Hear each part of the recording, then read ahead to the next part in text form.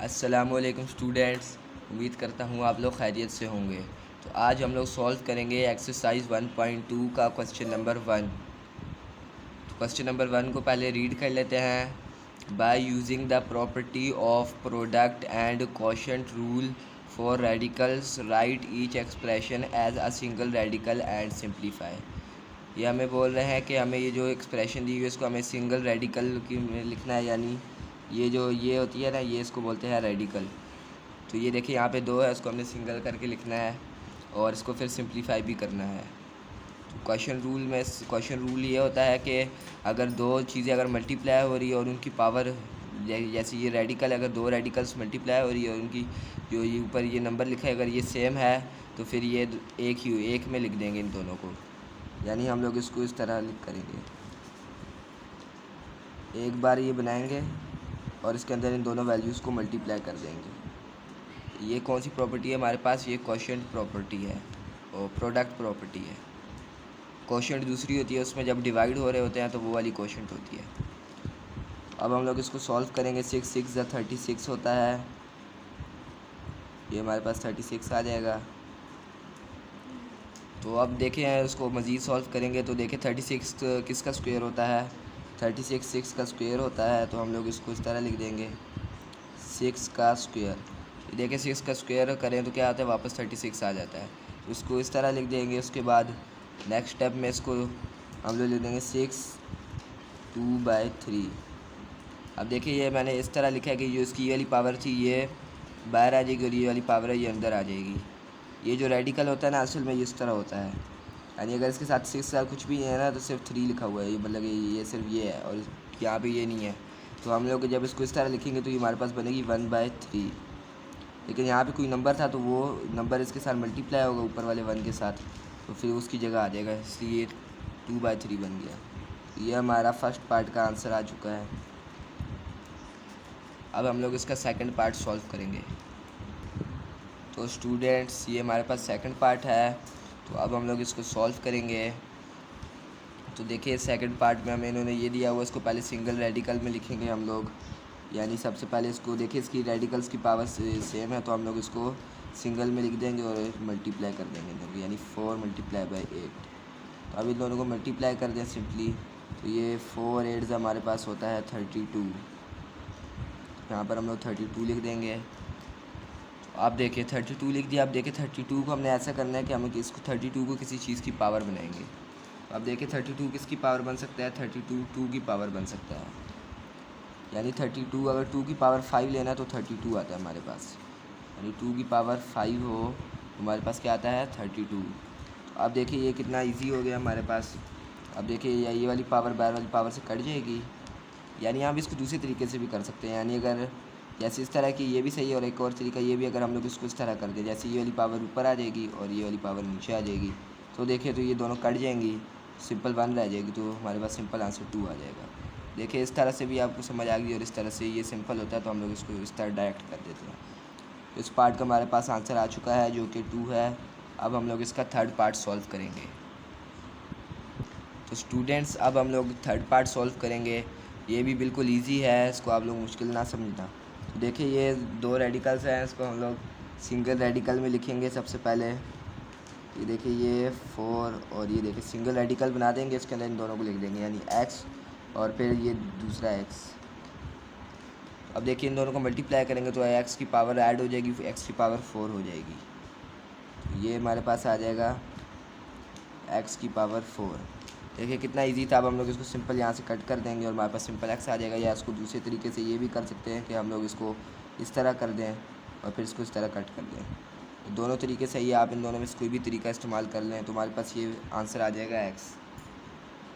तो ये हमारे पास आंसर आ चुका है इस पार्ट का। अब हम लोग इसका फोर्थ पार्ट सॉल्व करेंगे। स्टूडेंट्स अब हम लोग इसका फोर्थ पार्ट सॉल्व करेंगे और ये तो बिल्कुल ईजी है। देखिए इसमें सबसे पहले देखिए दो रेडिकल्स दी हुई लेकिन दोनों की वो सेम नहीं है। तो अब यहाँ पर हम लोग क्या करेंगे, यहाँ पर हम लोग लिख देंगे product rule is not applicable. क्योंकि देखिए क्वेश्चन में उन्होंने हमें बोला था कि प्रोडक्ट रूल से हमने इसको सॉल्व करना है। तो देखिए बाय क्वेश्चन मैं पढ़ता हूँ, by using the property of product and question rule for radicals write each expression as a single radical and simplify. तो ये देखिए यहाँ पर तो ये अप्लाई नहीं हो रही, तो हम लोग यहाँ पर लिख देंगे एक statement, product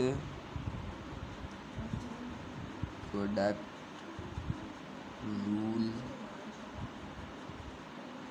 is not applicable.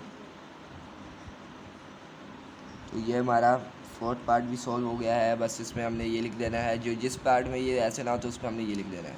अब हम लोग इसका फिफ्थ पार्ट सॉल्व करेंगे। तो स्टूडेंट्स ये हमारे पास फिफ्थ पार्ट है। तो देखिए यहाँ पर हम लोग क्या यूज़ करेंगे, क्वेश्चन रूल। क्वेश्चन रूल जो ऊपर क्वेश्चन में लिखा था प्रोडक्ट और क्वेश्चन रूल, तो यहाँ पर हम लोग क्वेश्चन रूल यूज़ करेंगे। वो कैसे यूज़ करेंगे, देखें यहाँ पे दो रेडिकल्स दी हुई है लेकिन वो डिवाइड हो रही है, तो इस डिवाइड वाली रेडिकल को हम लोग सिंगल रेडिकल बना देंगे। यानी कैसे, देखिए इस तरह ये पूरी एक रेडिकल बना देंगे हम लोग। देखिए सिंगल रेडिकल में हम लोग इसको इस तरह लिख देंगे, देखिए ये इस तरह करेंगे और यहाँ पर एक 4 लगा देंगे। तो देखिए सिंगल रेडिकल बन गई। अब यहाँ पर हम लोग सिंपली इनको लिख देंगे, यानी कैसे, x⁻7 और नीचे x⁻5। देखिए ये सिंगल रेडिकल में आ चुका है। अब हम लोग इसको मज़ीद सॉल्व करेंगे। तो देखिए अब ये देखिए ये ये जो x ऊपर चला जाएगा तो इसके साथ ये जो यहाँ पे प्लस था ये माइनस में कन्वर्ट हो जाएगा। तो अब देखिए यहाँ पर ये हम लोग इसको दोबारा से बनाएंगे रेडिकल को, और यहाँ पर हम लोग लिखेंगे x⁻7 और फिर ऊपर x⁻5। अब देखिए बेसिस सेम है, यानी दोनों x है, तो अब इनकी पावर्स को हम लोग ऐड कर लेंगे, लेकिन यहाँ पर माइनस है तो ये माइनस हो जाएगी। यानी हम लोग इसको इस तरह करेंगे 4x⁻7 - 5। ये माइनस करें तो हमारे पास आ जाता है 2। तो ये हमारे पास आ जाएगी x⁻2। अब आपको पता है हमने इसको क्या करना है, x और ऊपर 2 आ जाएगा और नीचे 4। आपको मैंने बताया था ये ऊपर आ जाता है और नीचे 4, क्योंकि ये देखिए इस तरह होता है, x⁻1/4 होगी, फिर ये 2 इसके साथ मल्टीप्लाई हो जाएगा तो फिर ये 2/4 हो जाएगी। तो ये हमारा आंसर आ चुका है इस पार्ट का। अब हम लोग इसका 6 पार्ट सॉल्व करेंगे। तो स्टूडेंट्स ये हमारे पास 6 पार्ट है, ये भी बिल्कुल ईजी है। देखिए हमने सिंपल इसको पहले एक रेडिकल में लिखना है, यानी सिंगल रेडिकल में। तो एक रेडिकल हम लोग बना देंगे और उसके बाद इन दोनों को सिंगल रेडिकल में लिख देंगे। यानी ये ऊपर 5000 है, नीचे 5 है। अब देखिए इन दोनों को डिवाइड करेंगे तो ये डिवाइड हो जाएगा, 1000 आ जाएगा। देखिए हमारे पास आ जाएगा √3 और 1000। अब देखिए 1000 को हम लोग किसका क्यूब लिख सकते हैं, 1000 को हम लोग 10 का क्यूब लिख सकते हैं। तो देखिए इसको हम लोग इस तरह लिख देंगे, यहाँ पर देखिए √³ और 10 की पावर 3। अब देखिए ये पावर्स कट जाएंगी इस तरह, या तो आप इसको इस तरह भी कर सकते हैं कि 10 की इस तरह लिख दें और फिर इसको काट दें। दोनों तरीके सही है। तो हमारे पास सिंपल आंसर क्या आ जाएगा, हमारे पास देखिए सिंपल आंसर आ जाएगा 10। ये हमारा इस पार्ट का आंसर आ चुका है 6 पार्ट का। अब हम लोग इसका 7th पार्ट सॉल्व करेंगे। तो स्टूडेंट्स ये 7th पार्ट है, ये भी बिल्कुल 6 पार्ट की तरह ही है। बस इस पे देखें यहाँ पर एक ज़ीरो उन्होंने कम कर दिया और एक पावर कम कर दी। ये भी बिल्कुल उसी तरीके से सॉल्व होगा। इसको हम लोग सबसे पहले सिंगल रेडिकल में लिख देंगे। उसके बाद ही देखिए यहाँ पर इस 500 को डिवाइड कर देंगे 5 से। देखिए ये डिवाइड होगा तो ये 100 बच जाएगा यहाँ पर इस तरह। देखिए तो ये हमारे पास 100 आ जाएगा। अब देखिए 100 की पावर को 100 को हम लोग क्या लिख सकते हैं, 10 की पावर भी लिख सकते हैं, यानी 10 की पावर 2 को हम लोग लिख सकते हैं, ये वापस 100 बन जाता है। तो अब देखिए हमारे पास इजी हो गया, हम इस पावर को इससे काट सकते हैं। और दूसरा तरीका ये है कि इस पावर को हम लोग इस तरह लिख के भी काट सकते हैं।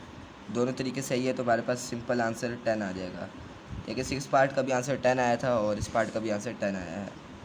अब हम लोग इस क्वेश्चन का लास्ट पार्ट सॉल्व करेंगे, 8th पार्ट। तो स्टूडेंट्स ये 8th पार्ट है जो लास्ट पार्ट है इस क्वेश्चन का। और देखिए ये तो बिल्कुल इजी है। देखिए इसकी यहाँ पर पावर रेडिकल की 2 है और यहाँ पर 3 है। तो यहाँ पर हम लोग एक सिंपल सी बात लिख देंगे कि product rule is not applicable.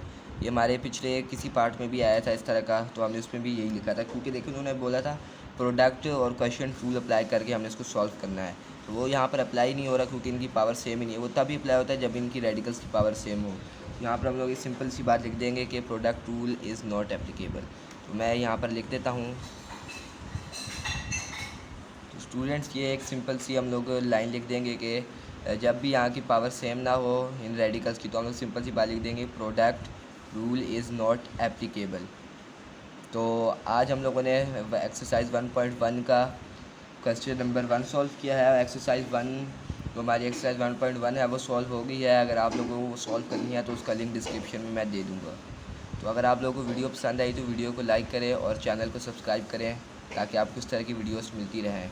और कमेंट्स में बताएं कि आपको जो मैं समझा रहा हूँ आपको इसकी समझ आ रही है या नहीं आ रही। तो चले मिलते हैं नेक्स्ट वीडियो में। आज के लिए इतना ही। अल्लाह हाफिज़।